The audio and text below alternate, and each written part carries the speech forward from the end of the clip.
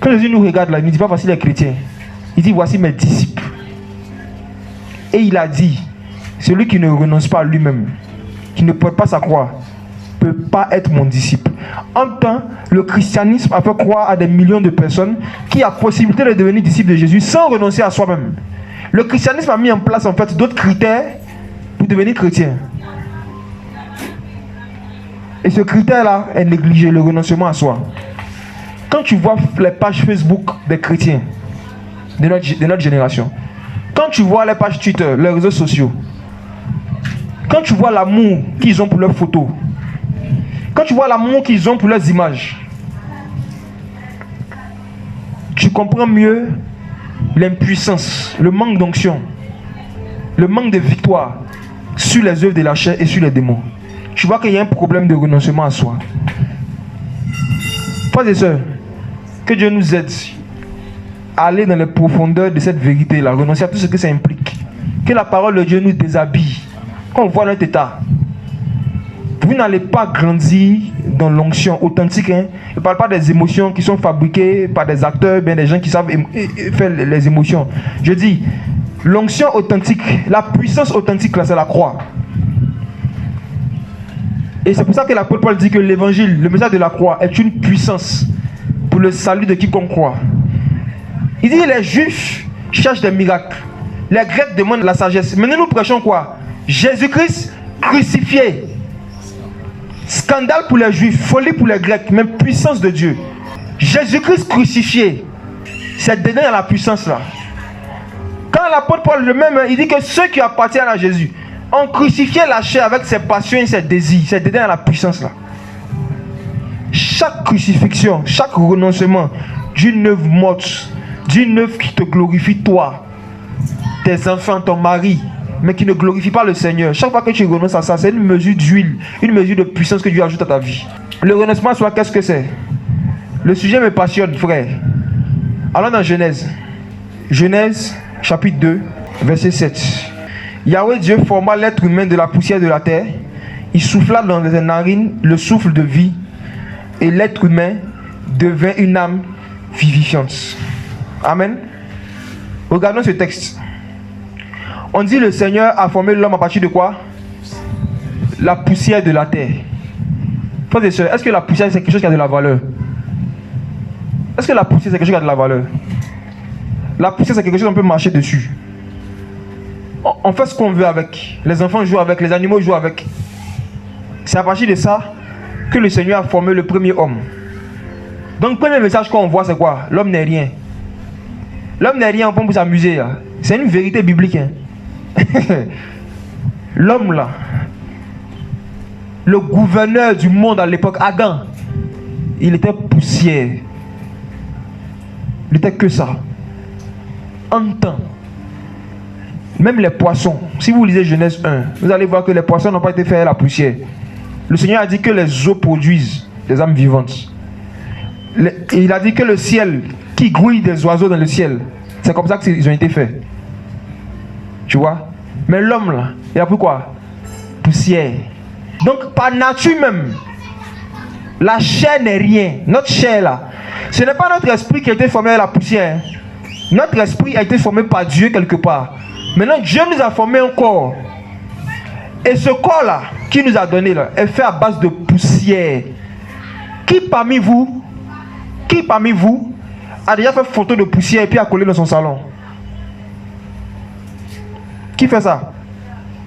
Qui a déjà vu même des païens filmer la poussière et puis en fait un objet d'adoration?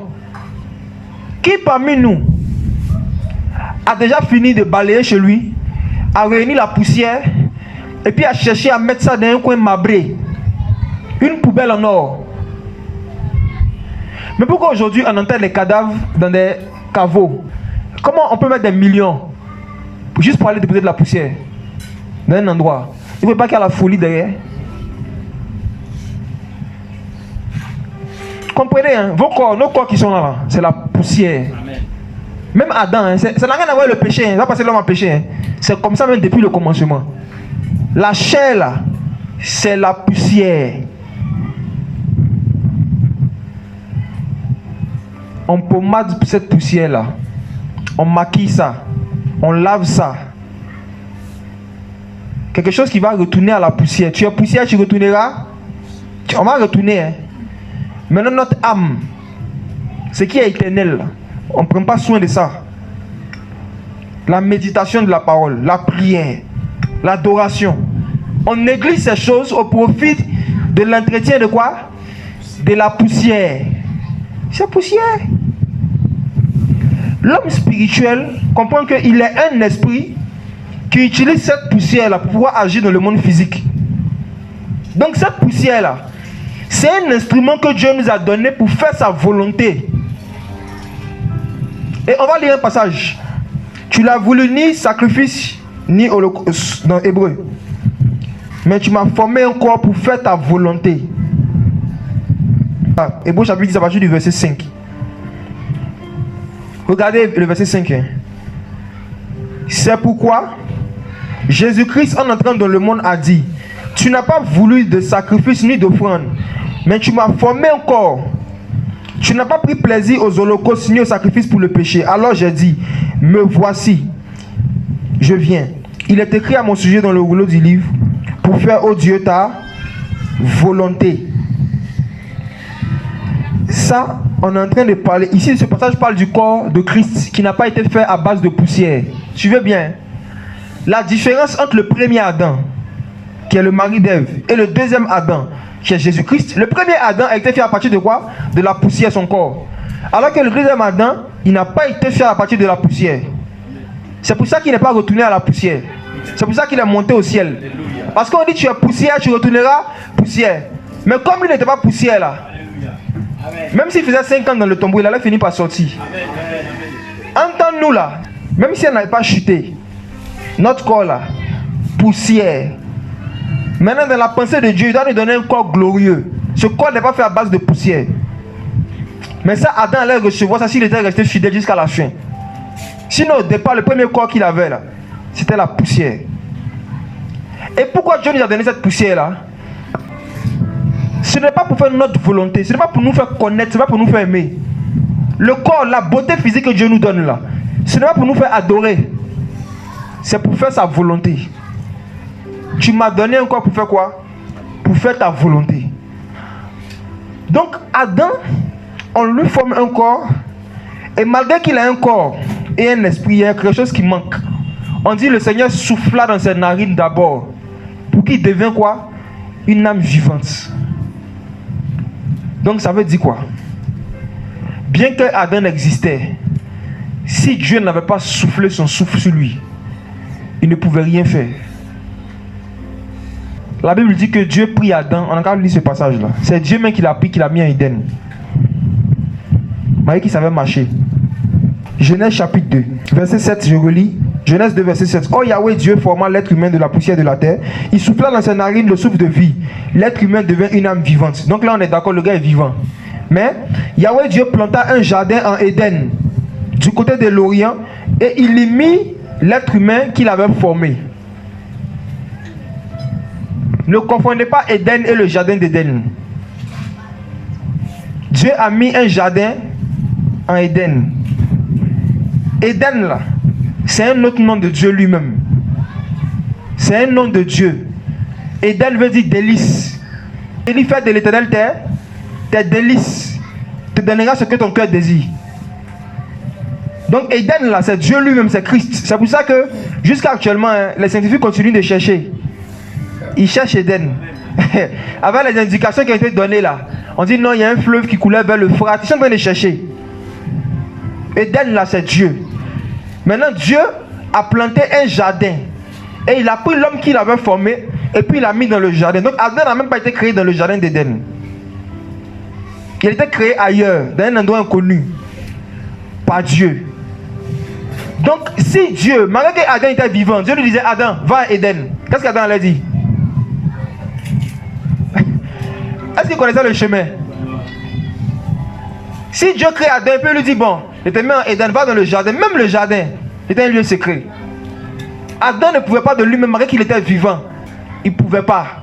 Personne ne peut venir au Fils s'il ne paie les latis.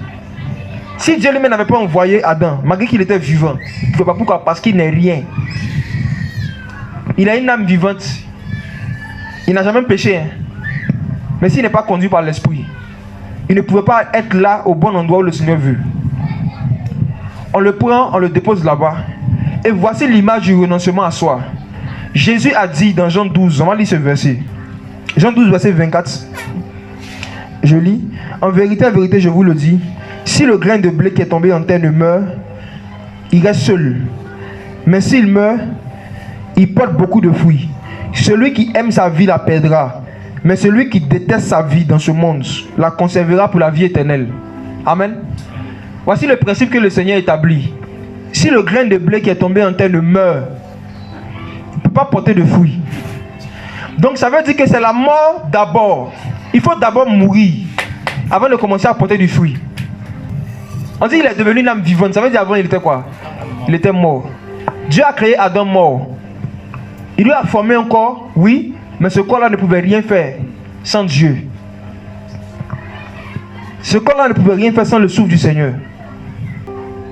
Quelqu'un qui n'a pas renoncé à lui-même, la première manière de reconnaître, il aime beaucoup son corps. Il aime son image. L'amour de l'image, l'amour de cette poussière-là, ça trahit un manque de renoncement à soi. Satan, quand l'homme a péché, a appris à l'homme à utiliser ce corps-là, pas pour faire sa volonté, pour faire la volonté de Dieu, hein, mais pour se faire plaisir.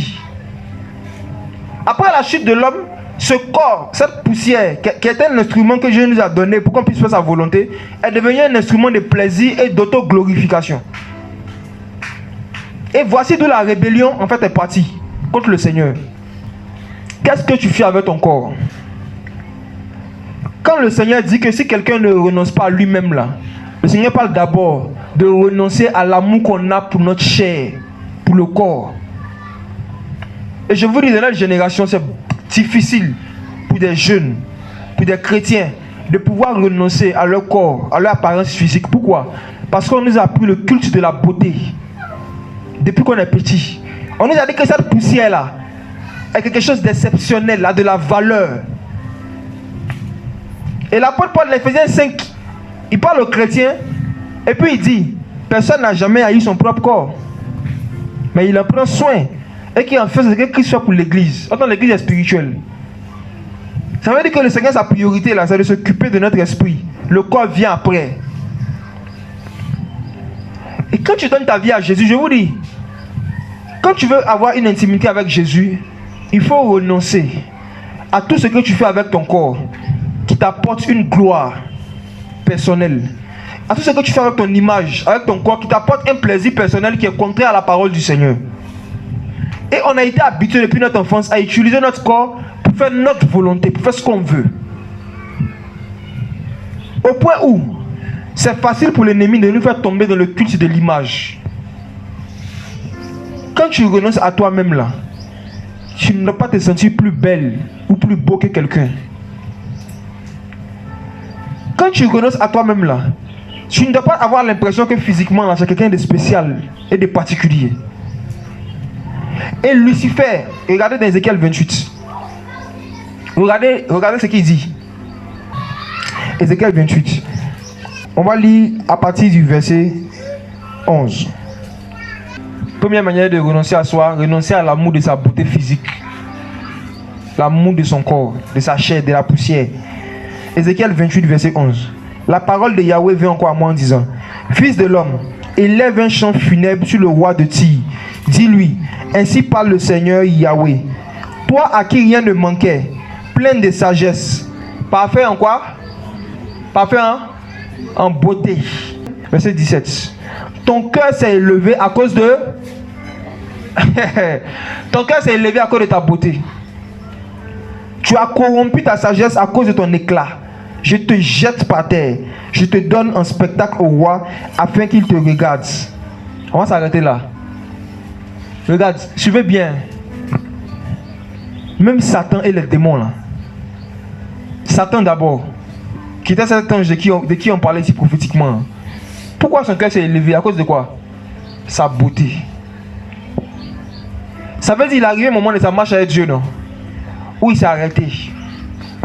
Et puis il a commencé à se regarder et dit, mais c'est pas mal quand même. Hein. C'est vrai que c'est Dieu seul qu'on doit voir. C'est vrai que c'est Dieu seul qui doit être élevé, qui doit être glorifié. Mais ici, je suis pas mal quand même. Et il a commencé à vouloir recevoir des choses que normalement c'est à Dieu seul on devait donner. Comme par exemple l'adoration. Mais tout ça c'est à cause de quoi? De sa beauté. Donc même Satan, c'est à cause d'un problème de renoncement à soi qu'il était chassé. Dieu l'a jeté, Dieu a horreur de ça. C'est Dieu même qui a dit au début il était beau. Hein. Au début Dieu même, Dieu a dit, moi il était créé là, tu t'es parfait en beauté. J'ai mis diamant sur toi. J'ai mis pierre précieuse. Mais ce que je n'ai pas aimé là, c'est que ton cœur s'est élevé à cause de ta beauté. Voici ce qui a fait chuter Lucifer. Donc depuis qu'il est venu sur la terre, quand il s'approche des hommes et qu'il veut les faire chuter, il te pousse à élever ton cœur, à ce que ton cœur s'élève comment? À cause de ta beauté. Et on ne voit pas notre âme et notre esprit. Qu'est-ce qu'on voit? Le corps, la poussière. Et Dieu l'a précipité. Tu ne peux pas avoir renoncé à toi-même et puis aimer ton physique à un certain niveau. Ce n'est pas possible. Jésus-Christ en tant qu'homme, quand il est venu sur la terre, le corps qui n'a pas été fait de poussière même, malgré que ce corps-là venait du ciel, dans Isaïe 53, la Bible dit qu'il n'avait ni beauté, ni éclat pour attirer les regards. Malgré que c'était un corps qui venait du ciel.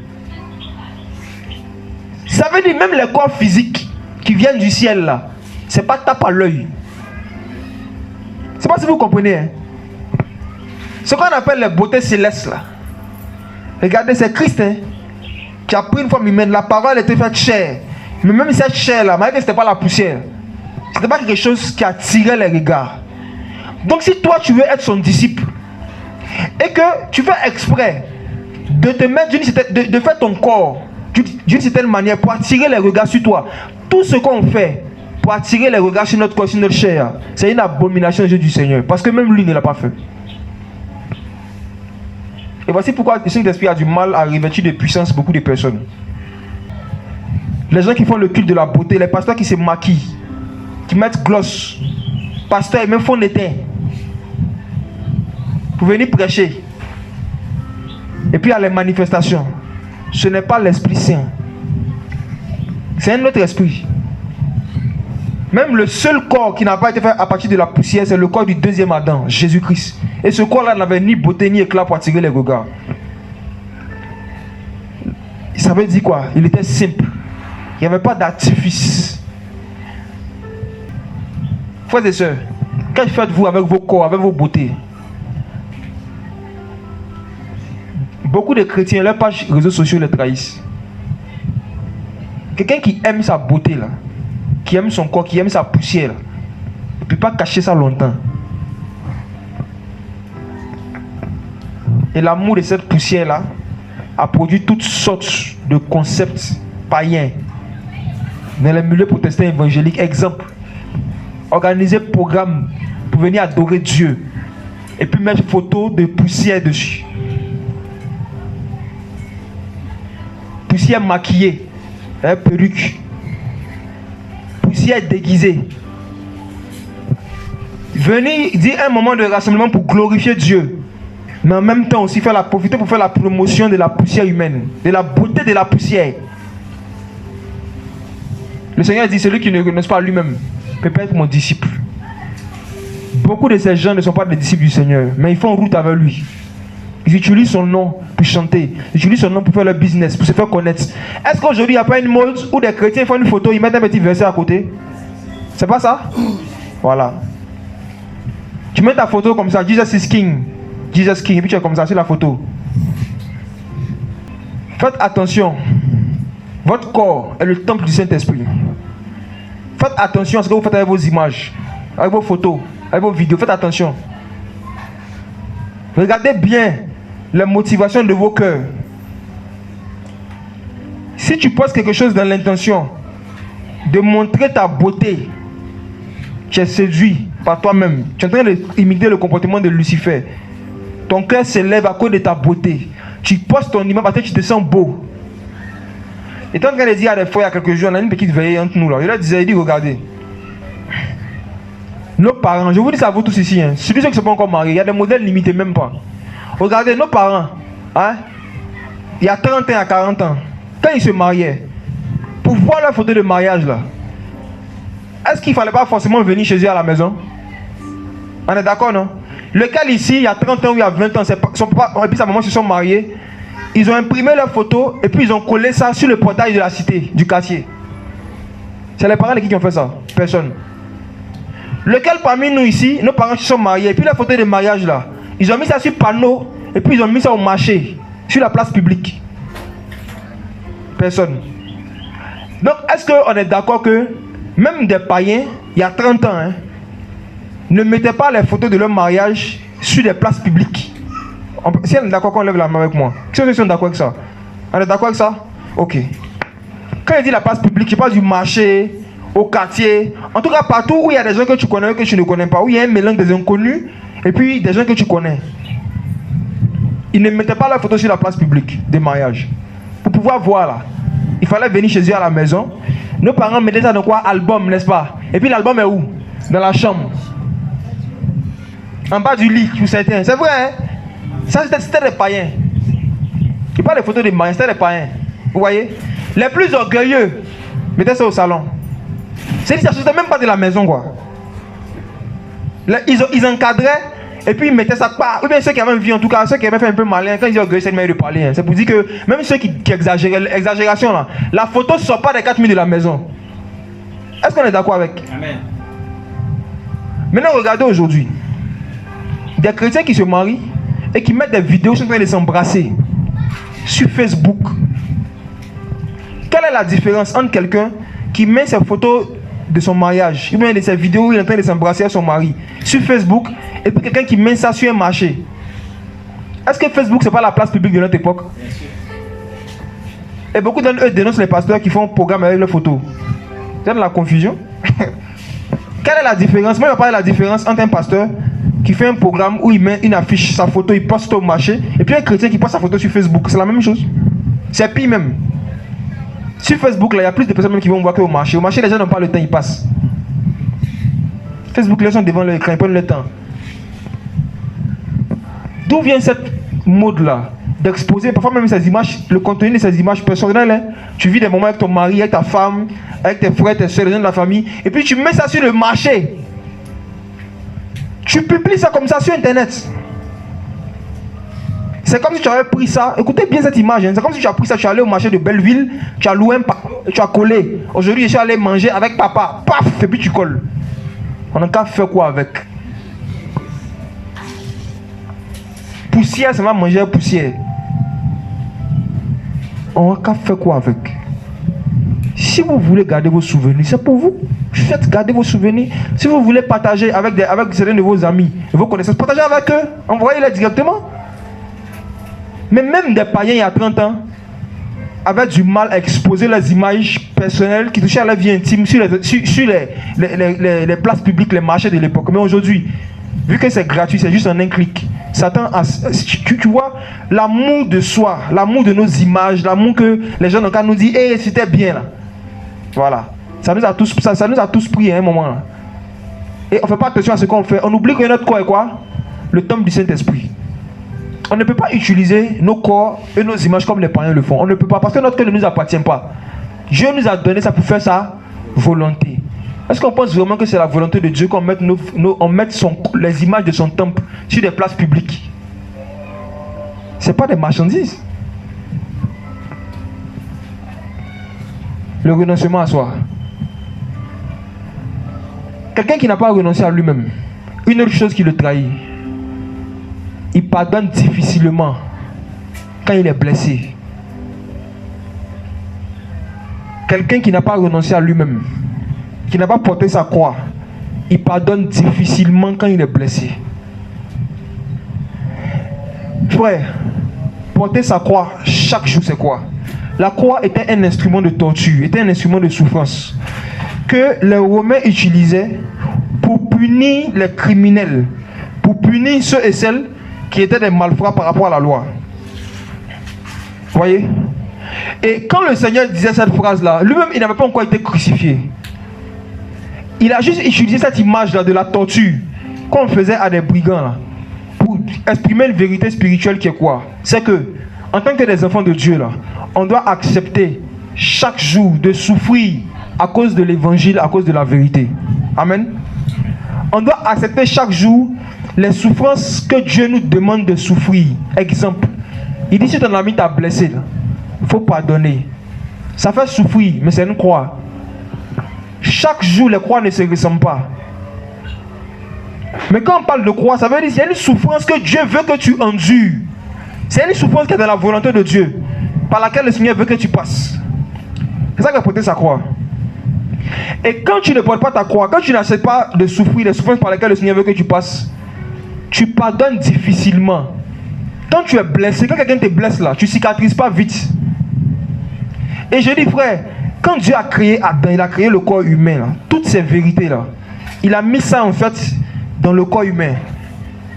Ça veut dire que si scientifiquement on commence à étudier le fonctionnement du corps humain, on va comprendre le fonctionnement de la vie chrétienne. Et j'ai été poussé par le Seigneur à faire une recherche que je vais partager avec vous. Il y a une protéine dans le corps humain, quand Dieu nous a créé là, qu'on appelle l'aminine. Tapez ça sur Google. Allons sur Google. Tapez l'aminine. Non, il faut que vous voyez ça. Il faut qu'on voit ça. C'est dans le corps. La croix. Quelle image vous voyez? La croix. Dans notre corps. Regardez, c'est quoi le message dedans? Le Seigneur m'a poussé dans beaucoup de recherches à voir ça, à quoi ça sert. Ceux qui aiment lire, vous pouvez aller sur Wikipédia après lire ce que je vais vous dire pour vérifier. Mais qu'est-ce que je découvre? On dit la laminine est une protéine qui influence le fonctionnement du système nerveux et puis la régénération de la peau. La peau de l'homme se renouvelle seule chaque nuit et chaque année. Les scientifiques, regardez sur Wikipédia, on dit que l'homme perd 4 grammes de peau par jour, mais sans forcément s'en rendre compte. Pour certains, ça se voit physiquement. Moi, j'en ai sur mes pieds, on appelle ça les peaux mortes. Après, ça sort là. Même la peau là, pour que quelqu'un, sa peau puisse rester longtemps, il faut que ça meure. La peau doit mourir pour se renouveler. Si la peau qui est là ne meurt pas, elle va porter beaucoup de fruits. Le message de mourir pour mieux vivre, ou bien pour régénérer, là, ça est dans le fonctionnement de notre corps. Maintenant, la laminine, qui est une forme de croix, là, qu'est-ce que c'est? On dit que lorsque quelqu'un manque de laminine, il a un problème avec ses muscles. Ses muscles ne fonctionnent pas normalement et il ne cicatrise pas normalement. Soit il ne cicatrise pas vite, ou bien s'il ne cicatrise pas vite là, on dit il cicatrise, mais ça dure longtemps, ça ne prend pas ça prend pas le temps normal en fait de cicatrisation. Le manque de laminine emmène des maladies de muscles, de force, donc de puissance. Et deuxièmement, des problèmes de cicatrisation. Quelqu'un qui est blessé et qui manque de laminine ne cicatrise pas vite. On comprend déjà le message, non? Quelqu'un qui ne porte pas sa croix, quand on le blesse pour pardonner, c'est dur. Il n'a pas laminine. Il n'a pas croix. Quelqu'un qui n'a pas renoncé à lui-même pardonne difficilement. Donc vous qui êtes ici, tu avez un problème avec le pardon. En fait, votre problème, ce n'est pas les gens qui vous blessent. C'est votre laminine et votre croix que vous devez revoir. Votre renoncement à vous-même. Parce que lequel parmi nous ici a été plus blessé que Jésus-Christ? Homme. Lequel? Mais comme depuis il est petit, il a porté sa croix chaque jour. Pierre est venu le voir, il dit Seigneur, combien de fois on doit pardonner à ceux qui nous blessent? Est-ce que c'est 7 fois? Et qu'est-ce que Jésus a répondu? Non. 7 fois 700 combien? 77 fois. Faites le calcul. Et puis regardez le nombre de laminines qu'il y a dans le corps humain. Vous allez voir quelque chose. Donc déjà même dans notre fonctionnement, là, le Seigneur a mis en nous quelque chose qui est une forme de croix. Et si jamais ça nous manque, nos muscles et nos peaux ne vont pas fonctionner comme il se doit. Il y a une puissance dans le pardon. Regardez. Toi, tu es poussière. Si quelqu'un t'a insulté, il t'a rejeté, il t'a frustré, c'est vrai, il s'est mal comporté. Mais tu es poussière. C'est pas ce qu'on fait à poussière. Toi-même, regarde comment est-ce que tu traites la poussière chez toi. La poussière n'est pas un élément désirable. Quand on décide de revenir des disciples du Seigneur, c'est décider de devenir poussière, de n'être rien et d'être content de n'être rien. Quand tu comprends ça, tu ne peux pas te fâcher parce que c'est ton anniversaire et puis tu n'as pas envoyé un message. Si tu as accepté ton statut de poussière, tu as accepté ton statut de tu n'es rien là, que les hommes te donnent ou ne te donnent pas certains privilèges qu'ils n'ont pas donné à ton maître Jésus-Christ, ça ne doit pas te blesser. Les choses que Jésus-Christ homme ne réclamait pas, quand tu renonces à toi-même et que tu portes ta laminine, tu ne dois pas réclamer ça. Comme par exemple, c'est mon anniversaire, je vous attends, au moins un message pour dire que vous pensez à moi. Frère, c'est Chanel. C'est Chanel. Quelle est la date d'anniversaire du premier Adam? Adam est né quand? On ne sait pas. Parce qu'il est poussière. On donne son âge comme ça. On dit qu'il a 900 ans. Regardez bien dans la parole. Vous n'allez jamais voir quelqu'un qui était disciple du Seigneur, qui marche avec une intimité avec le Seigneur, réclamer des louanges de la part des hommes. Jamais. L'amour que les gens ont pour toi, là, ce n'est pas un jour de l'année, on te montre ça. Ce jour-là, c'est un jour, c'est une fête qui a été mise en place pour les hypocrites, pour les négligents, qui n'ont pas le temps de te montrer qu'ils tiennent à toi toute l'année. Ce jour-là, au moins, ils peuvent faire semblant. Et c'est un jour qui te rend ingrat. Quand tu es attaché à ça, ça te rend ingrat. Parce que ça peut faire que tu peux oublier le bien que quelqu'un t'a fait toute l'année. Et puis ce jour-là, ce qu'il n'a pas fait, là, tu lui en veux pour ça. Exemple. Je supposais qu'un jour, il prend l'exemple d'une femme. Son gaz était fini. Elle est tapée chez la voisine. Ah pardon voisine, est-ce qu'elle peut préparer chez toi? La voisine a donné son gaz. Elle a oublié. Mais le jour de son anniversaire arrive. Elle dit à la voisine, demain c'est mon anniversaire, il y a un cadeau. La voisine ne donne pas, elle n'aura pas choisi l'anniversaire. Et elle en veut à la voisine. Si tu m'aimais, au moins tu allais te souvenir de moi. Mais elle, le jour où tu as donné son gaz pour préparer sauce, là, elle ne te met pas comme ça. Anniversaire là, c'est un truc, écoutez bien, ça combat le message du renoncement à soi. Dans la mesure où tu t'attends ce jour-là à être une poussière spéciale au milieu de toutes les poussières, quoi. On dit c'est ton jour. Toi tu es qui?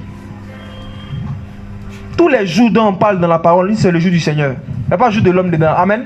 Il n'y avait pas le jour de Paul, le jour de Pierre. Jamais. Le seul jour que les hommes devaient célébrer, c'est le jour du Seigneur. Toi tu es qui? Même Jésus-Christ, ton maître, qui a fêté son anniversaire. Est-ce que vous savez que ce n'est pas le jour de la naissance de Jésus que les mages sont venus le voir? Regardez, lisons. Ceux qui sont venus lui donner cadeau là, c'est pas le jour de son anniversaire. Hein? C'est pas le jour de sa naissance. Contrairement à ce que le catholicisme a fait croire pendant des années. Regardez Matthieu chapitre 2. On va lire, bon, on connaît le roi des Juifs qui vient de naître, on est venu l'adorer, tout ça. Maintenant, regardez le verset 9. 9 à 11, je lis. Après avoir entendu le roi, ils partirent. Et voici, l'étoile qu'ils avaient vue en Orient marchait devant eux, jusqu'à ce que, qu'étant arrivée au-dessus du lieu où était le petit enfant, elle s'arrêta. Quand ils aperçurent l'étoile, ils furent saisis d'une très grande joie. Ils entrèrent dans la maison, virent le petit enfant avec Marie, sa mère, se prosternèrent et l'adorèrent. Ils ouvrirent ensuite leur trésor et lui offrirent en présent de l'or, de l'encens et de la myrrhe. Regardez ce passage-là. On dit c'est où les mages sont venus le trouver, dans une maison, on est d'accord? On dit l'étoile s'est arrêtée au-dessus de quoi? L'étoile s'est arrêtée au-dessus de quoi? Une quoi? C'est maison. Ok. Est-ce qu'il y a une crèche? Est-ce qu'il y a une crèche dans la maison? On est d'accord que quand il est né, on l'a mis dans quoi? Une crèche, une mangeoire d'animaux. Est-ce que les mangeoires étaient mis dans les maisons? C'était mis dans quoi? Les étables. Attends, ils sont venus l'adorer où? Dans la maison. Donc c'est pas le jour de sa naissance qu'ils sont venus donner le cadeau. Vas-y. Le verset 1 suffit.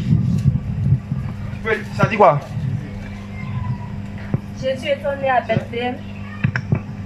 étant né à Bethléem en Judée, au temps du roi Hérode, voici des mages d'Orient arrivèrent à Jérusalem. Il était déjà né. Il était déjà né à Bethléem. Ok. Première chose. Deuxième chose, pour ceux qui savent, comme vous lisez Luc chapitre 1, n'est-ce pas que la Bible dit que quand Jésus est né, Marie et Joseph sont allés le circoncire au temple.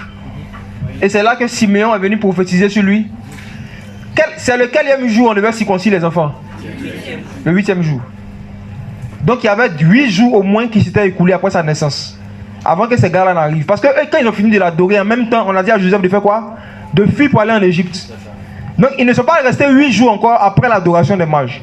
On est d'accord? Donc ils sont venus l'adorer quand il avait fini son 8e jour. Le 8e jour, il a été pris dans une crèche, il était retourné dans la maison. Donc même Jésus, le jour de son anniversaire, sa naissance, il n'y a rien eu. Alléluia. Amen.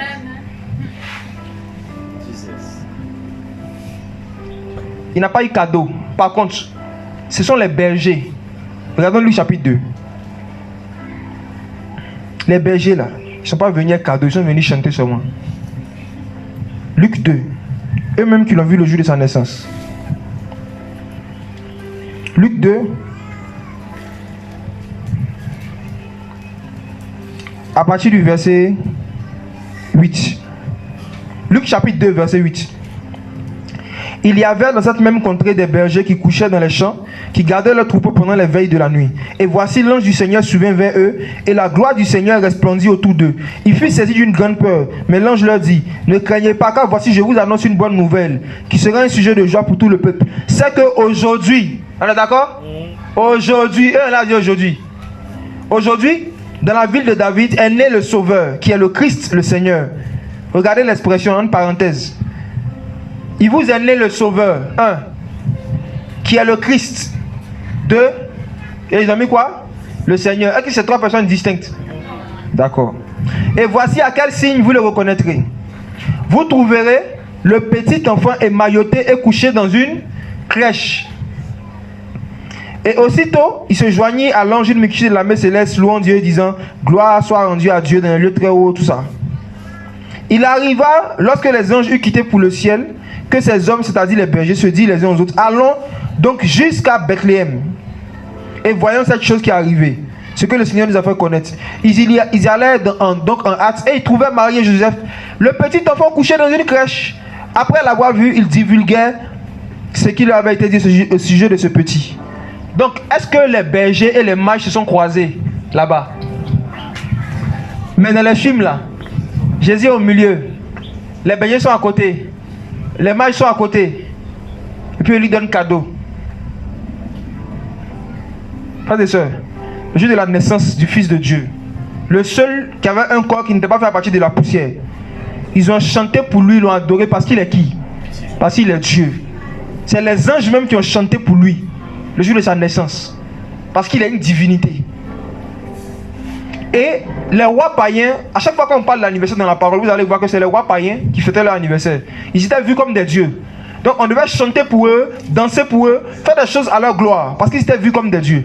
Mais les disciples de Jésus, qui avaient renoncé à eux-mêmes, ils étaient comme le maître. Est-ce que vous avez vu dans les évangiles maintenant que chaque fois maintenant, on dit chaque année maintenant les mages revenaient? Donc Jésus n'avait pas la culture Et lui, il avait le droit parce qu'il était Dieu, mais malgré ça, il a renoncé à lui-même. Pendant tout son ministère, 33 ans, il ne se faisait pas fêter. Je dis, c'est l'anniversaire de papa. Si vous partez dans les endroits là, et vous voyez, on dit c'est le pasteur, anniversaire du pasteur, anniversaire de l'apôtre, il faut cotiser pour lui donner là. Sachez que vous avez affaire au culte de la personnalité. Au culte de la personnalité, dans l'église du Seigneur. Normalement, si jamais anniversaire de quelqu'un devait fêter dans l'église, c'était anniversaire des gens les plus pauvres. On est d'accord? Ou bien des orphelins. Normalement, on devait sélectionner les orphelins et puis le jour de leur naissance là, leur donner quelque chose. Mais c'est pas ça, c'est le contraire. Les orphelins cotisent pour le papa. Maintenant, eux-mêmes là, l'anniversaire passe inaperçu. S'ils ont trop gagné, c'est SMS. Mais quand c'est l'anniversaire du pasteur ou du prophète, on dit qu'il faut cotiser, il faut lui faire une offrande spéciale. Frère, c'est de l'escroquerie, c'est de l'arnaque. Et tu vois que ces gens-là, ils n'ont pas renoncé à eux-mêmes, mais ils prêchent l'évangile. Est-ce que Jésus faisait ça? Même lui-même qui avait le droit, il ne faisait pas ça. Méfiez-vous de toutes les cultures qui sont dans ce monde, qui vous apportent une gloire en tant qu'homme que les gens n'avaient pas donné à Jésus-Christ. Ça contredit ça, ce message-là. Renoncer à soi, porter sa croix.